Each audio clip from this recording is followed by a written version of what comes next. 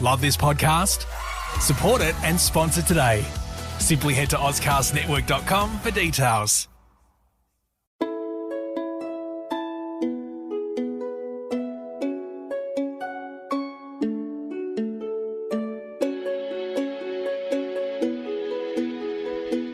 Welcome to Hong Kong Confidential. I'm Jules Hannaford and I'm your host. I'm an Australian woman and I've been living in Hong Kong for many years. I'm a mother, a teacher, an author, and I want to share my wisdom and the wisdom of others with you. Thanks for joining me and I hope you enjoy the show. Hi Confidants, I just want to tell you about a book that I've written called Fool Me Twice. It's my memoir and it's a story of how I was scammed and assaulted while online dating. It was a difficult book to write because I really had to overcome the shame of my choices. But I wanted to do it so that I could help other people not get caught in the same trap that I was. At the end of the book, there are a whole lot of suggestions of what people need to look out for and how they can date safely online. My book is available on Amazon and Barnes & Noble online, and it's also in Hong Kong bookstores. Here is a promo for my book. I hope you enjoy it. From life on a farm in rural Australia, where wide open spaces made a young woman yearn to know what was beyond her country town. She moved to the city, became a mother, and found her dream career which took her across the world. But still, something was missing. In her search for love, she traveled far, trusted deeply. She wanted so badly to find someone that she almost lost herself in the process and learned some hard lessons along the way. Fool Me Twice, a new memoir by Jules Hannaford. Available on Amazon.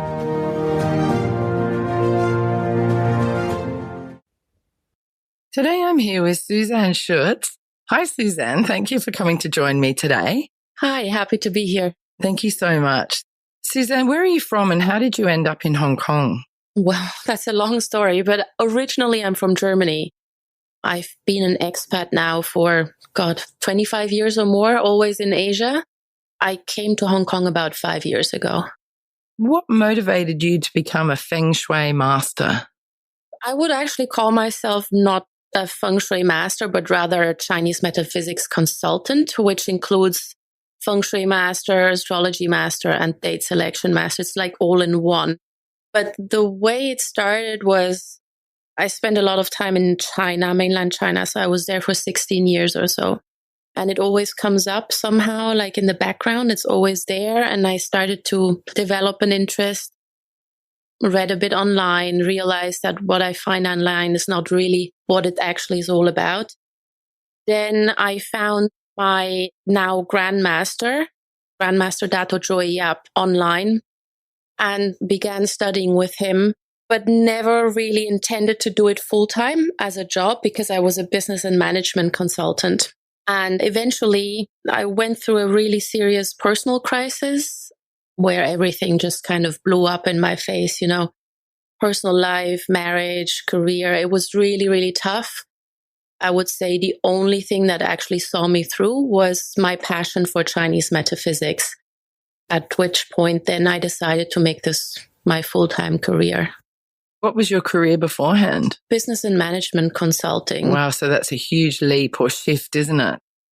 Yeah, it was like all very corporate and I liked the consulting part, but I didn't really like dealing with assholes all the time. Yeah, sure. If I'm allowed to say that. You can say that.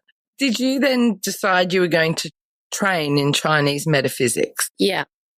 Part of the training was online, so the very basics were online, but then on a more advanced level, once you decide to actually make this your career, you have to train with your master or grandmaster in person. That's what I did. And I went to Malaysia, attended courses. He has an academy there. So I went to his academy and realized that there was much more to it than I initially believed. What did you discover? Well, I discovered that most of what you find on Google or online about Chinese metaphysics is complete bullshit. Really? Yeah, it's just oversimplified, especially when it comes to Feng Shui. What you read is, oh, put a red carpet over here and the crystal in that corner. Yeah, and the mirror and all of that stuff. That none of that is true. Like none of that is actually classical Feng Shui. That was a big shock. Also, the fact that it's all based on scientific data, empirical evidence. There's some math involved as well, which had I known, I probably would not have done it because I'm terrible at math.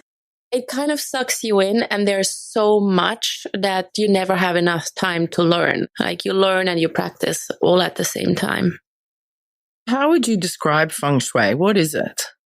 Classical Feng Shui, the way it's really practiced in the most authentic sense, is that it looks at your environment like your geography, the landforms, the interaction between mountains and water. And we determine where you actually have energy spots, positive energy spots.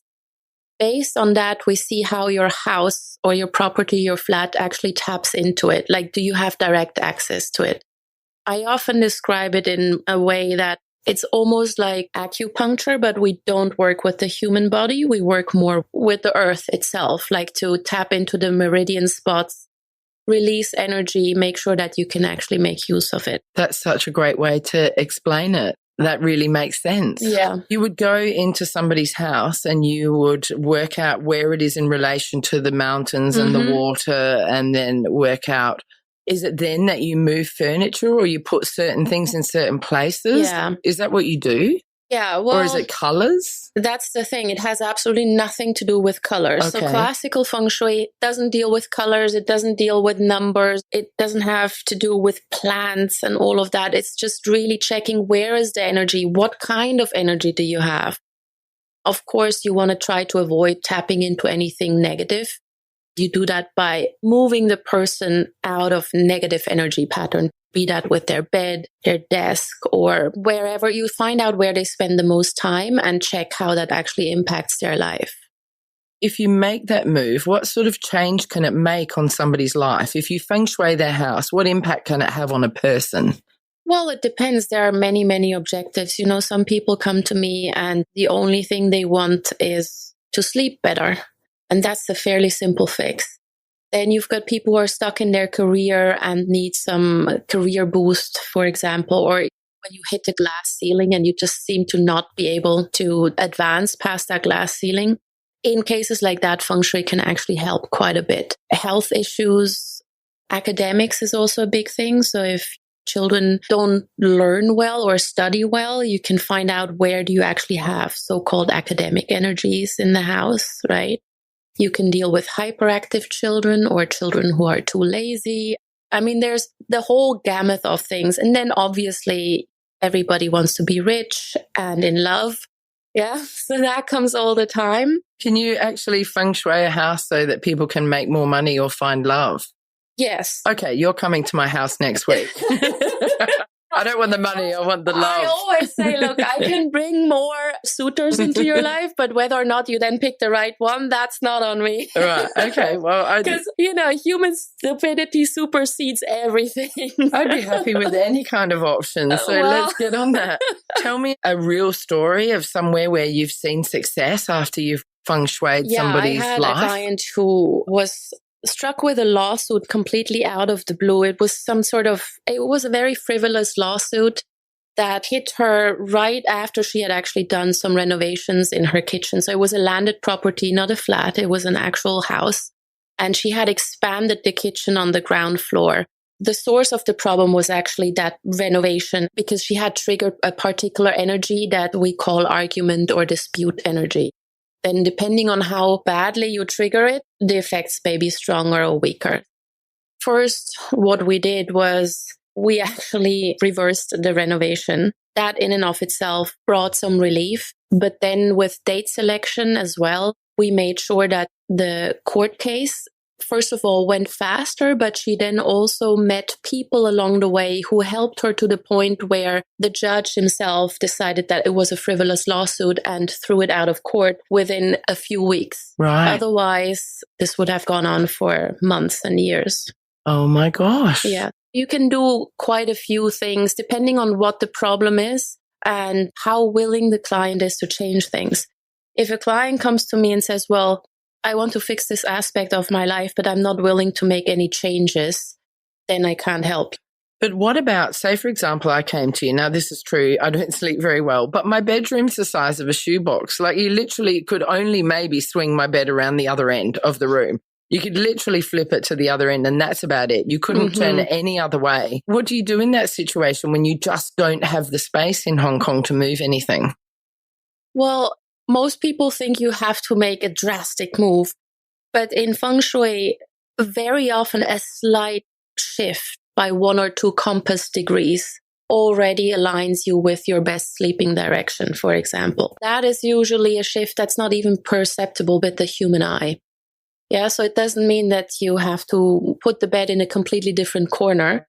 Sometimes that's the only solution. But if you can't do that, there are slight changes that can still bring some help. That's so interesting. What about, can you put a pot plant next to your bed and that might make the difference? Or is it more about mathematics and angles? Yeah, it's more about mathematics and angles. I don't work with plants. Feng Shui has nothing to do with plants. Classical Feng Shui is not about object placement, right? That's the very new agey sort of BS approach to Feng Shui that has given Feng Shui a bad name because it simply doesn't work. It's all a placebo and therefore, it doesn't work. If you like pot plants, by all means, put them there, but it's not going to make a change. Did you know that there was a classic Feng Shui and then a more contemporary Feng Shui that wasn't working, that didn't work? No, not when I started. Right. Yeah, that was an eye-opener when I started studying with my grandmaster. That's the kind of thing I struggle with the entire time when practicing Feng Shui, because most people really think it's all about what color scheme to use, what type of furniture. Can I put a cactus on my desk? These kind of things that are just ridiculous. How do you bring that classical Feng Shui into the modern world? Well, you try to explain it. There's a lot of re-education that needs to happen most of the time. And I do conduct courses as well, where I actually try to bring this very old science back so people understand it and know how to apply it themselves rather than just paying someone so they can put a lucky cat in the corner. Is that what happens sometimes? That happens all the time. Really? Wow. Yeah. Or I have people who are told that they have to put toothpicks underneath their table to ward off evil energies or all sorts of things that you come across and you're like, oh God. It's just not real. Yeah, no. So people are paying good money to get this advice and it's not working. Oh, yes. Does that give you, as a real Feng Shui master, a bad name? Yes, it does. Because most people, lay people, they don't know the difference, right? I didn't know the difference before I started. All that nonsense with the mirrors and the toothpicks and the cactus and whatnot, it sounds like nonsense because it is nonsense. And so it gives a really, really bad rep to all other practitioners who actually do it the classical way. That's why currently nobody really believes in Feng Shui anymore because of all that stuff. Is that true that people don't really believe in it anymore? A lot of the younger generation sees these things and they're like, yeah, no, that doesn't work. And they're right. It doesn't work if you don't practice it correctly. Right. But the older generation of Chinese people do still believe in it, would you say? Yeah, they do still believe in it, especially in Singapore and Malaysia, where it's actually being taught the proper way. It comes back into the public consciousness also of the younger generation. Now, is it unusual that you are not Asian, yet you're doing all of this Chinese metaphysical practices? Yes, that's rather unusual. It is unusual? Yeah, my life would be much better if I was an old Chinese man. Then do you have to work extra hard to gain credibility, or do clients question the validity of your knowledge because you're not Chinese? Yes, in the beginning it was really hard, the first couple of years, because people would look at me and they're like, well, you're not Chinese, so you can't possibly know anything about it. And I'd be like, okay, so you're Chinese. Can you come to my home and do the Feng Shui in my home? And they're like, no, we don't know anything about it. I'm like, well, you see, just because you're Chinese doesn't mean that you do know about it. Exactly. Yeah. But it took some convincing. Now, actually, there's very little effort going into convincing people that I can do what I do. I think I've got enough street cred now, and I would say about 90% of my clients are Chinese at this point. Once you get that going, there's a lot of word of mouth. How long have you been doing it? Here in Hong Kong for 5 years. But God, I started when I was still living in China and then just doing it on the side a little bit. I would say maybe 10, 12 years. You feel like your reputation is gathering momentum, and so you're becoming busier and busier. Yes, for sure. Tell me the kind of historical context or the background of Feng Shui or the history of it. Where does it come from? They say it's about 2,500 years old, and it was never actually intended to be practiced by the living or for the living, let's put it this way. It was initially only practiced to select land plots and burial plots for the emperors. Oh, really? Yeah. Obviously, you don't need to feng shui a kitchen or a bedroom or whatever for a burial plot. But what it was intended to do was to guarantee the survival of the dynasties and ensure the prosperity of the descendants. Once an emperor came to the throne, he would immediately send out his feng shui masters to find the most auspicious burial plot. That could take years or decades because no planes, trains, or whatever. You had to walk. A lot, yeah. I mean, you still walk a lot as a feng shui practitioner. It's not a glamorous job. You're outside in the heat, in the rain, in the snow, whatever. That's how it was initially used. Just basically what we call yin house feng shui, which is graveyard feng shui. Then over time, it developed more into township planning, city planning, village planning, where again, it wasn't used on the individual houses or properties, but more to ensure that the entire village was set up in such a way that it would benefit every single person in there, regardless of which house you were living in. Then it's gone into individual lives and homes. About 200, 300 years ago. It's fairly recent. Oh, right. Yeah, that is, considering it's 2,000 years old. Yeah. Yeah, that's really interesting. But of course, the graveyard feng shui is much, much more powerful because you don't move around. Once you're there, you're there. Yeah. It's got to be spot on. Yes. Whereas now, of course, we move every year or every other year, especially here in Hong Kong. You got to work with very different energies. Would Chinese people really consider where to build a house based on feng shui? Back then? Yeah. Yes. Nowadays, I would say in mainland China, not so much because Communist Party is not a big fan of feng shui and Chinese metaphysics in general. Why is that? Because it's considered a black art on one hand, but also because you can get into a position of power with feng shui, right? So although powerful people in China actually use it kind of like on the down low, they're not advertising that. No one else is really not allowed, but it's kind of pooed on. Right. That's so interesting. Where do you work doing your feng shui work and your Chinese metaphysics and astrology? Do you work just in Hong Kong or in China or all around Asia? I work mainly in Hong Kong, Moscow, and Dubai. Moscow? Yeah. What? Yes.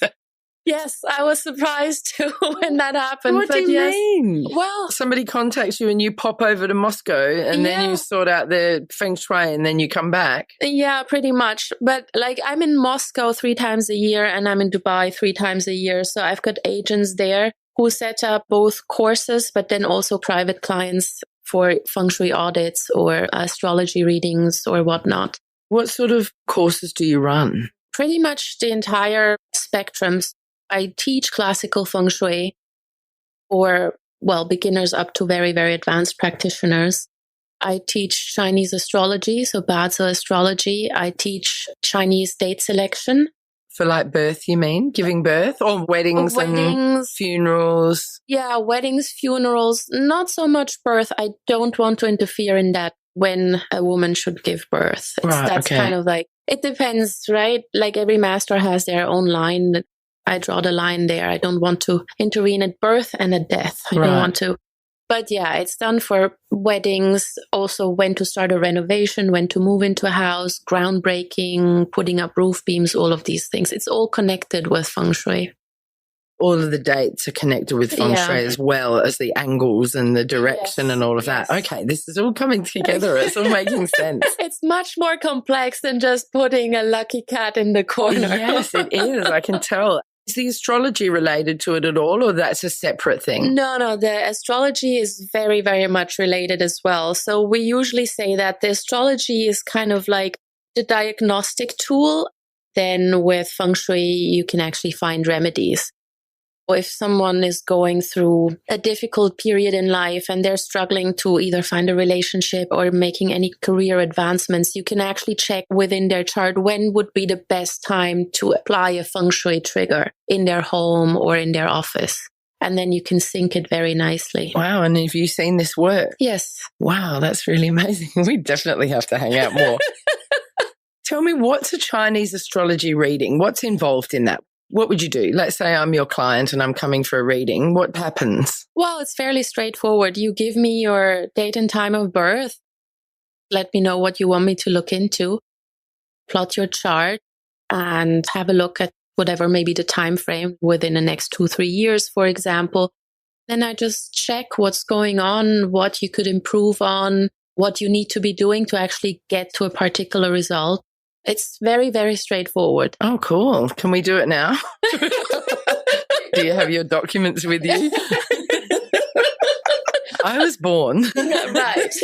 Are you sure you want this to go public? Yes. Can we do it now or not?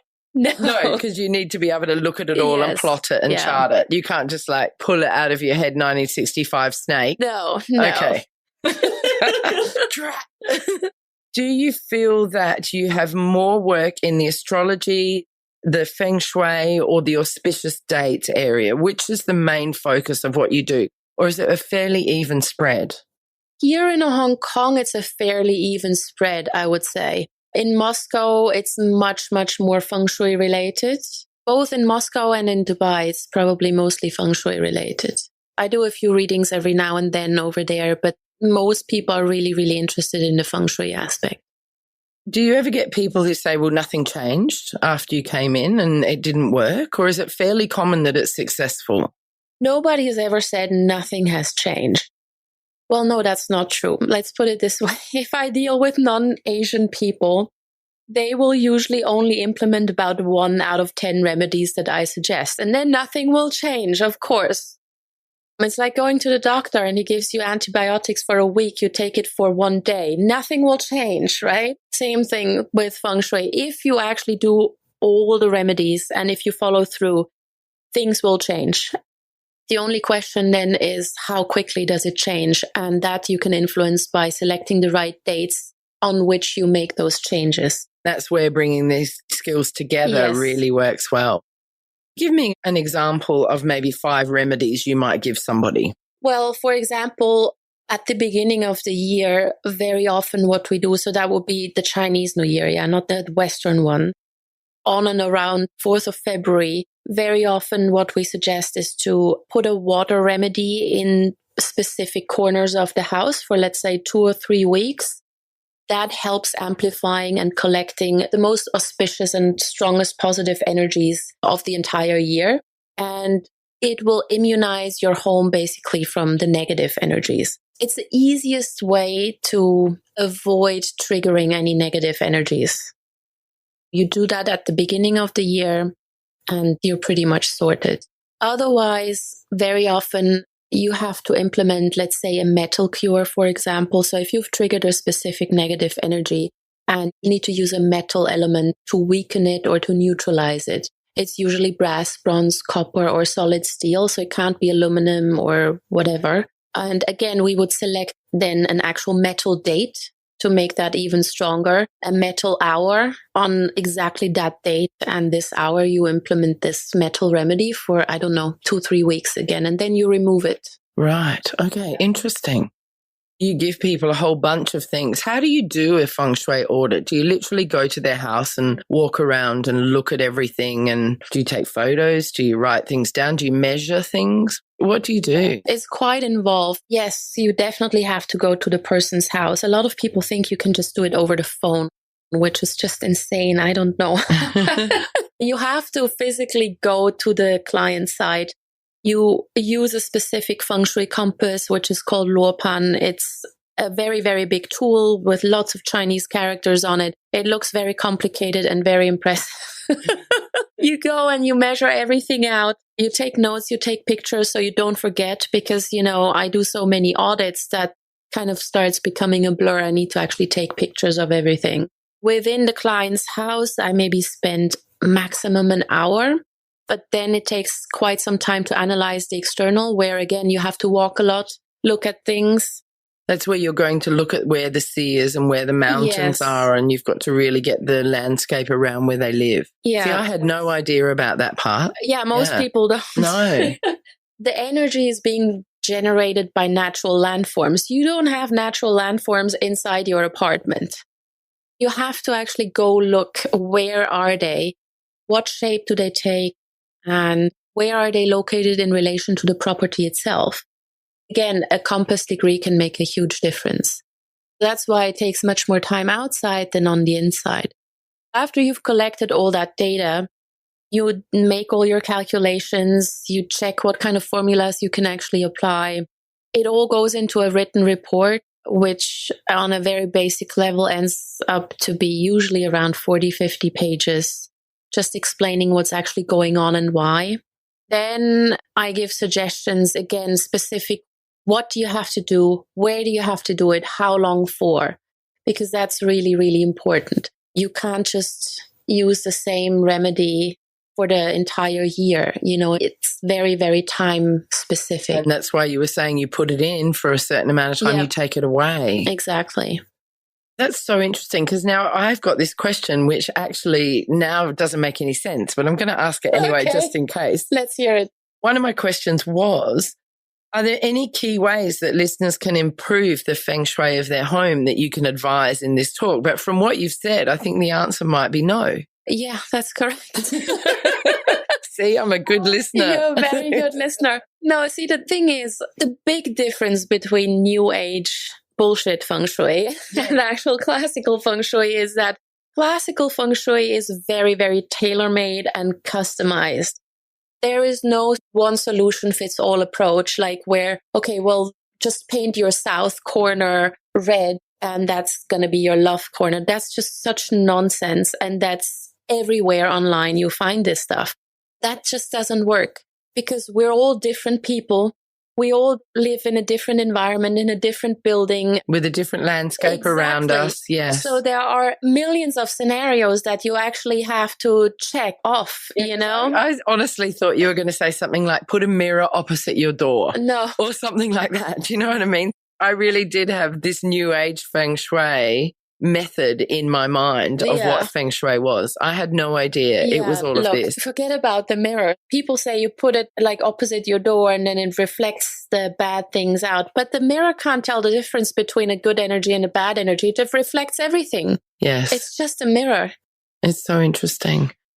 Coming back to the astrology, you were talking about how that can help you make plans, or it can change your life, or it can change the way you approach things. But how much do you think astrology plays a role in our personalities? It actually plays quite a big role. Well, let's put it this way. In Chinese metaphysics, we have a concept that is called the cosmic trinity. And the cosmic trinity defines your life. So it consists of your destiny, what we call heaven luck, earth luck, which is the feng shui part, and then man luck, which is your belief system. So the three of them together make up your life. And then there's this 1% that is just divine intervention, right? But the three of them combined influence your life and shape your life. The destiny itself is only about 33%. What you then make of it is up to you. Even if, let's say, you are born with your destiny or your DNA being a rich person, if you're then just being stupid and you throw your money away on gambling or whatever, you may end up poor after all, even though you were born rich and you were actually supposed to be rich. But human belief systems, human actions, and especially free will is a massive part in all of this. Like, you have to contribute. Otherwise, it's not going to work out. There's a blueprint, but how you maximize it is up to you. Let's talking about destiny and fate, really. But what about intrinsic personality, like whether we're confident or shy or introverted or extroverted or sensing or feeling or that sort of thing? Do you think that's linked to astrology? When it comes to Chinese astrology, yes. I can't talk for Western astrology. I have no experience in that. But with Chinese astrology, definitely, because we are born with certain strengths, weaknesses, character traits, and whatnot. And these are our default character traits. At the point of crisis, we fall back into those default modes of behavior. But that doesn't mean that we're not able to learn and, improve on our weaknesses, make use of our strengths and whatnot. Yeah, we're all learning constantly, hopefully at least. Yeah, for sure, we are. So yes, we are all born with certain character traits, and sometimes, depending what time we go through, more of the negative comes through or more of the positive comes through. Chinese astrology can actually teach you methods on how to turn a weakness into a strength and how to maximize your character traits that are already there. That really has answered my next question. How does astrology play a role in our future? I always say I can't predict the future. I really can't, because again, there's always free will and human stupidity that gets in the way. Yeah, circumstances. Yeah, but I always use this analogy where if you imagine you're standing on the side of the road, you have three options. You can either stay there, stay where you are and not move, or you can cross heavy traffic, or you wait until traffic goes away, subsides, and then you cross. The outcomes of all three is different. That is something you can actually see in a Chinese astrology chart. What happens if I don't do anything? What happens if I choose this course of action? What happens if I do the other? Then it's up to you what you pick. Have you ever been to the temples in Hong Kong where you can get a palm reading or they do the sticks and stuff like that? Have you ever been involved in any of that? Yeah, you do that for fun. But if I want an actual reading, I ask my grandmaster. Oh, do you? How long have you worked with your grandmaster? I have started studying with him over a decade ago. Do you continually work with him? It's not so much working with him as it is just a continuous education process. So you're always going back for more courses, more information, more seminars. It's an ongoing thing because there's just so much information. And once you're in. Yeah, it sucks you in. Do you love it? Oh, yeah. Best decision I ever made in my life. How has your life changed from going the corporate world to the Chinese metaphysics world? I'm happy. Yeah? Yeah, that's the key takeaway. I am happy with myself, the person I've become since I started doing this. I'm also happy with the work I do. I can choose who I work with, and I really don't have to deal with assholes anymore. I can just say no. That's great. I travel a lot. I wouldn't say it's an easy life. Obviously, you've always got obstacles coming your way. But I would say, yeah, I'm much happier with myself since I've started doing this. How do you think you've changed as a person? You're happier, but are you a different person from this old person in the corporate world? I'm not a bitch on wheels anymore. I guess your priorities have changed and you're helping people rather than just working for some corporation.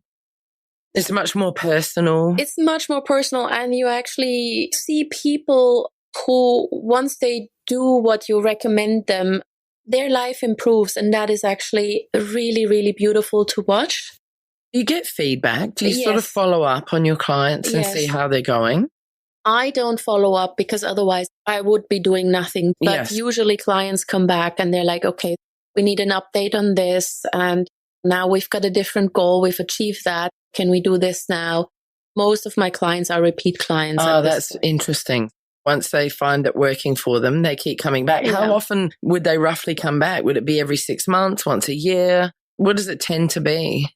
For the Feng Shui, it's probably once a year because, just before Chinese New Year, you make an update on. So you're super busy just before Chinese New Year? For Chinese astrology, it depends. I mean, basically, people come to me when they have a really tough decision to make or when they're just generally kind of aimless. Sometimes you're at the point in life where just nothing works and you're just like, what the fuck is going on? What's happening? Why is this happening? Right? What do I need to do?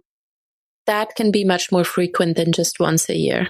How do you find that the astrology gives those people a sense of purpose or direction? How does it work?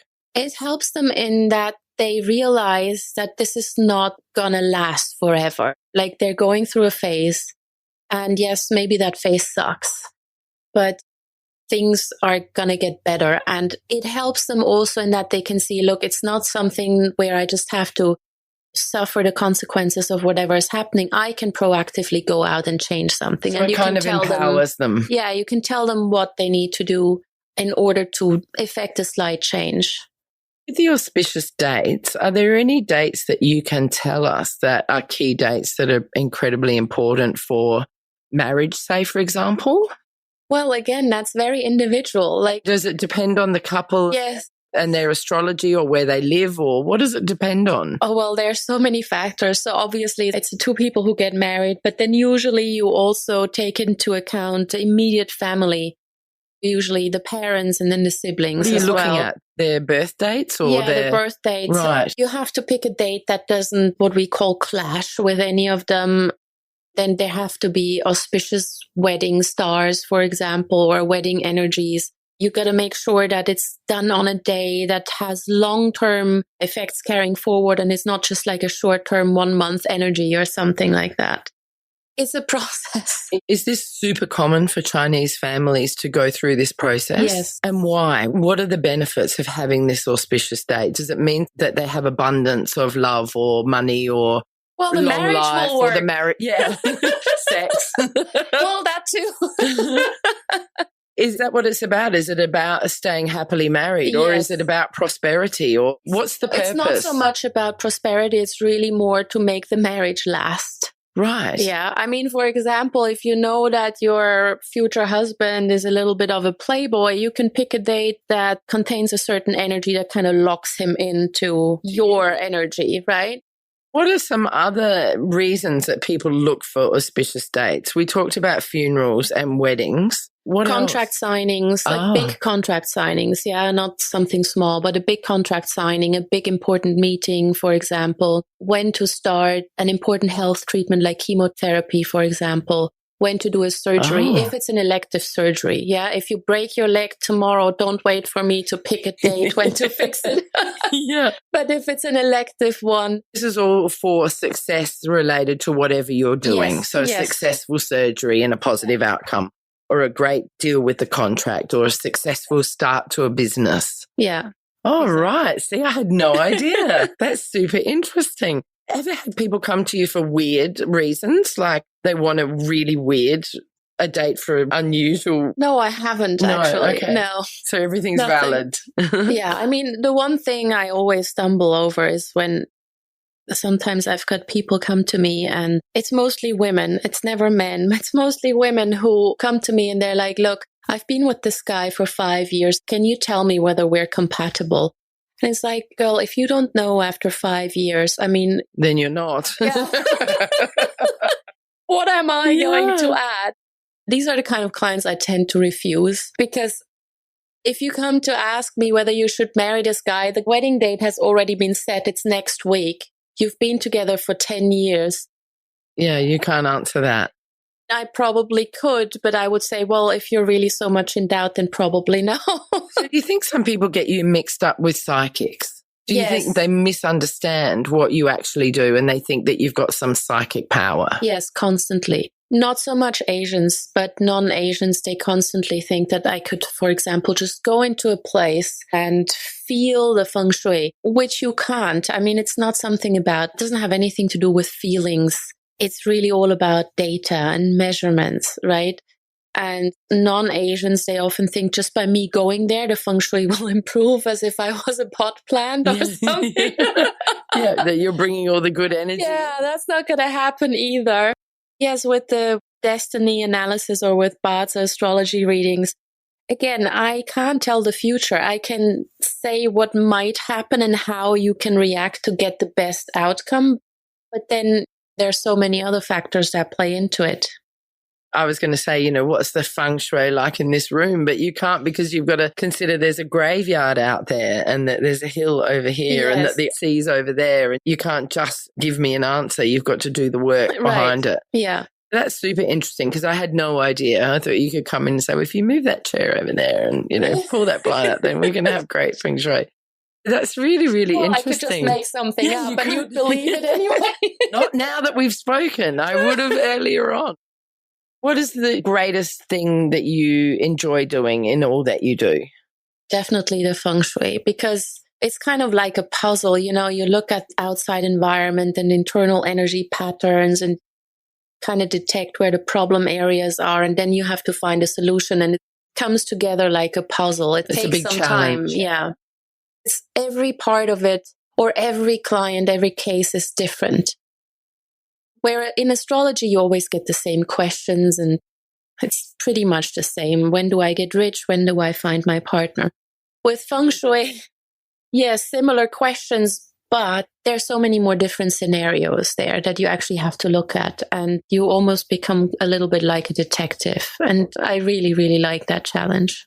That's so interesting. Can you actually, through the astrology, predict when somebody's going to find love or when they're going to get rich, or not really? Yes, you can tell a person when they're going through a cycle in life where they're most likely to find their life partner. But if it's a very introverted person, then if you go through this cycle, then you should actually go out and meet people. Otherwise, you better fall in love with the pizza delivery, because that's the only person you're going to meet. That comes back to what you're saying about circumstances and actually having some control over what goes on and making sure that you can predict in what circumstances they're going to meet this person, whether it's through co-workers or family members or on holiday or whatever. You can see that. But then the client has to be proactive. Yeah, you can't then just sit back and be like, I'm going to wait now. What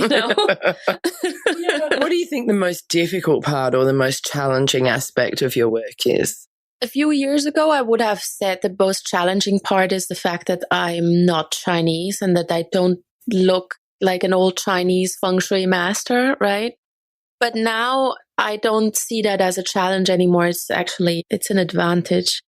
But the challenge is to convince people that they're actually involved in the process. That if you want to change your life, you yourself have to make that change. You have to change something in the way you act, in the way you behave, in the way you do things. Otherwise, there's not going to be any change. With Feng Shui, you have to use and implement the remedies. With Bazi astrology, you actually then have to follow the advice and either learn something new or try something different, start a business, change your job, whatever. You have to make that change. That's difficult for most people. Do you feel like people just want a quick fix? Come to you, like, go, right, can you just work your magic and I won't really have to do anything and then everything will fall into place? Yeah. Yeah. I would say that's mostly non-Chinese or non-Asian people who come with that kind of idea. Is that because the Asian people really understand what it is, whereas the non-Asians don't quite understand the meaning of all of it? I would say so. Yeah. The non-Asians, they try to negotiate. Then it becomes difficult. You don't negotiate with your doctor either, right? Like you do what he tells you. That's why things work. Yeah, that's the biggest challenge. People just not doing it. Or if you give them a specific time and date when they have to do something, they're like, oh, that's not really convenient because, that means I'd have to get up an hour earlier than usual. It's like, okay, well, don't do it. Don't do it, but don't blame it on me. Yeah, expect any change. Yeah. You said just before that, and being non-Asian Feng Shui master was actually an advantage. Why? How so? Well, now it's an advantage in that I stick out much more. I stick out like a sore thumb, especially here in Hong Kong. I said earlier that I would say about 80 to 90% of my clients are now Chinese. They're mostly overseas returning Chinese. So they've been exposed to the West. Once they come back to Asia or to Hong Kong, even though they're very much rooted in Chinese culture, they don't really relate to the very old, traditional, old Chinese man Feng Shui masters anymore. Is that typically what a Feng Shui master is, an older Chinese man? That's the picture everyone has in their head, because every Chinese family has their master somewhere. It's typically the oldest person in the clan or the oldest person in the household or whatever. But yeah, the younger generation, they're looking for people who can communicate with them on the same level rather than speaking in metaphors and not explaining anything. Like I give it to them straight. I don't speak in flowery metaphors. I do that when I speak with other Chinese metaphysics practitioners because then it makes sense. But to a lay person, it doesn't make sense to talk about a green dragon and a white tiger and whatever. They don't know what you're talking about. So you just tell them, okay, there's a mountain on the right and a mountain on the left. Just makes sense. Do you know any other non-Asian Feng Shui masters? Have you met any in your travels? No, I haven't. So you're super unique. There's probably some out there I don't know about. I mean, there must be. There must be, but hard to find. Susanne, if my listeners out there would like to get in touch with you for Feng Shui, astrology, or auspicious date selection, how can they do that? Well, they can check out my Facebook page. You just go and look for Suzhong Consulting, and that's spelled SUCHONG Consulting. Or you email me. It's sschutz@suzhongconsulting.com. Great. Susanne, thank you so much for meeting me today and sharing all of your knowledge. It's been absolutely fascinating. I'm going to book you in for an appointment. Oh, yes, we'll work on you. I'm going to be a great customer. All right. Thank you so much. Thank you for the opportunity. It's great. For my listeners out there, if this is something that you've really enjoyed and a podcast that you think any of your friends and family would be interested in, please can you share it with them? And please can you rate and review me on iTunes, because this is a great way to get my podcast up the iTunes charts. If you're interested in coming to Hong Kong's first podcast festival, it's going to be at the Fringe Club on Monday, the 27th of May at 7:00. And you can find out all the details on our Facebook page for HK Podfest. But there's going to be some great podcasters from around Hong Kong doing live shows. Thanks again, Susanne. It's been an absolute pleasure and I've learned so much. It was absolutely fascinating. Thank you. I had fun as well. Hi, Confidants. I want to tell you about my Patreon page. I've joined Patreon in the hope of getting sponsorship for my Hong Kong Confidential podcast. Patreon is a great way for my listeners to get on board and sponsor me with monthly payments, and that goes towards my production costs and rewards for my members. If you're interested in checking out my Patreon page, please go to patreon.com and search up Jules Hannaford or Hong Kong Confidential. I would really appreciate you visiting my page.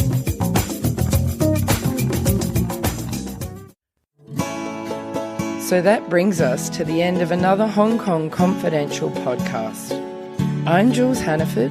Thanks for joining me, and I hope you'll be with me again next week. If you enjoyed today's podcast, please can you go to iTunes to rate and review it. I would really appreciate your feedback. You can email me at jules@hongkongconfidential.net, and you can find me on Facebook and Instagram at Hong Kong Confidential. If you'd like to hit me up on Twitter, it's at Jules Hannaford. I would love to hear from you.